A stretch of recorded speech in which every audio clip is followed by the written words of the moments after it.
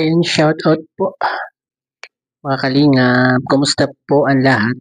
Welcome to my YouTube channel, Roselski TV. Ayun nga po, kumusta po kayong lahat? Kumusta naman po ang naging bakasyon nyo? Kapag swimming ba naman? At ayun, eto nga po tayo. Tayo magre-reaction sa isang live ni Pastor ER. At ito po ay nandun si Kalinga Prab at may pinag-uusapan nila ang mga love team. At natanong ni Kalinga Prab kung sino ang na-miss sa love team. At ito po ang kanyang naging sagot. Ang nami-miss ko, kasi bihira ko sila makasama lately, na malakas sila ngayon, di ba? Ang huling memory ko po, bago ako mabisi yung... May memory ako, Rab, ng EDC. Hindi pa sila EDC. Nagpunta tayo ng unang Baguio noon. Tapos, hindi pa sila tambalan, no? Nagmo-move on pa lang si EDC. Tapos, magkatabi kami noon sa, sa van pa ni, ng buong biyahe. Nandun pa yung memorable na pagdadrive ni Kuya Brooks, di ba? Tapos naalala ko pa yung mga moments na si Viancy, talagang tahimik, napakatahimik niya ng simula. Hanggang ngayon naman. Hindi nag-iimik.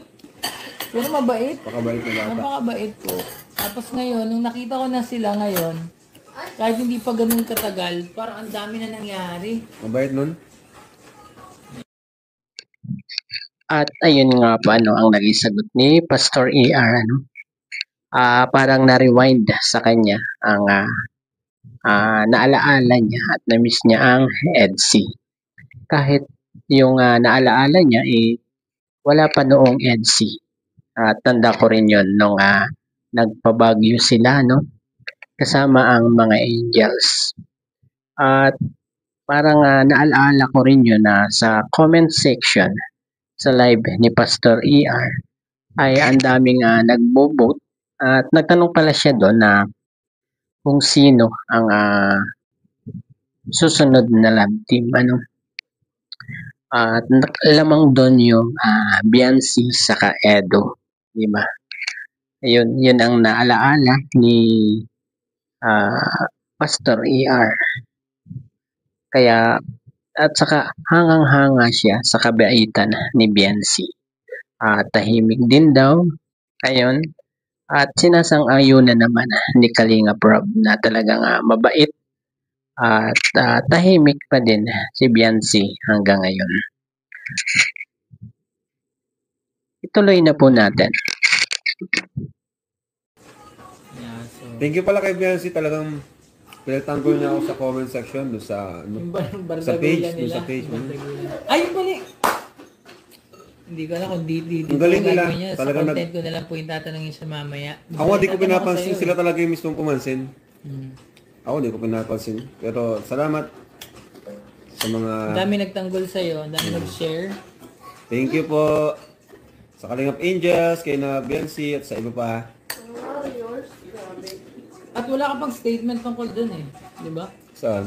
Doon sa nangyari na parang pati si kapatid mo nag-ang post Si Pao?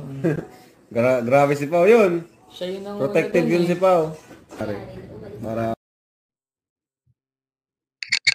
At ayun nga po hanggang sa naalaala ni Kalinga Prab yung ginawa na pagtanggol sa kanya ni Viancy doon sa page na binash si Kalinga Prab at na-reaction na natin yan dati ang the publisher, hindi ba?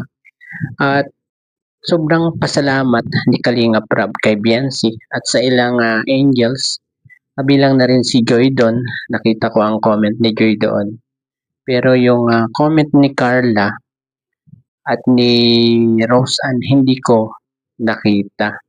Pero ang sabi ng iba, may nagko-comment doon sa live na pati daw si Carla saka si Rose Ann ay ipinagtanggol si Kalinga Prab.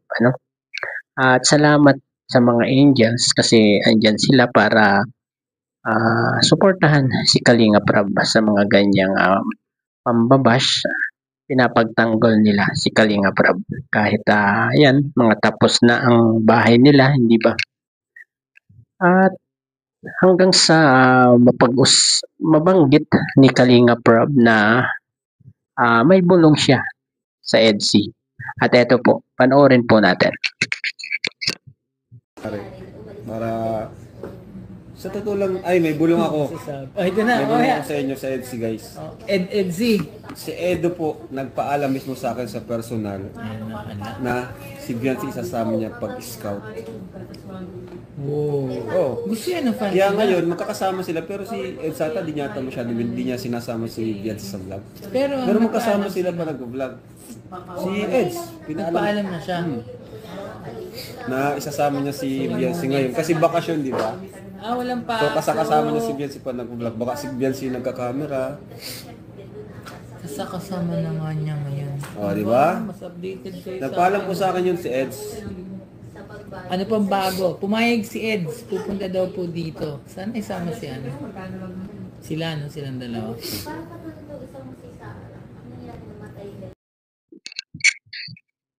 Ayun na nga po ayun na nga po ang naging bulong ni Kalinga Prab. Naman. Talagang personal pang nagpaalam si Kalinga Edo kay Kalinga Prab para maisama niya sa pag-scout ang kanyang wifey, di ba? At talagang napaka galang ni Kalinga Edo sa kanyang pinsan na si Kalinga Prab, kasi talagang pinagpaalam niya muna bago siya gumawa ng hakbang para maisama ang wifey niya sa pag-scout or pagbablog. Pero ito ang maganda kay Kalinga Edo. Kahit kasama niya si wifey niya sa pagbablog, hindi niya isinasama sa video or hindi man lang nakikita, di ba? At siya lang yung camera woman siguro ni Kalinga Edo, di ba?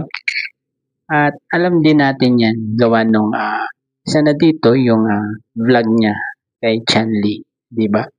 Na itinuro pa ni Chanli yung asawa ni Kalinga Edo daw, di ba? Ayun, hanggang dito na lamang ang ating konting pagre-reaction sa live ni Pastor ER. At maraming salamat po sa mga nanonood. Bago po tayo magtapos, pakisuportahan po ang ama ng Kalingap, Kuya Val Santos Matubang, Ate Edna Vlog at Kalinga Prab. At ganoon din po ang mga K-Boys, Kalingap Edu, Kalingap Dan, Kalingap Jomar, Dr. Love, at thank you po sa mga manonood and God bless po sa ating lahat.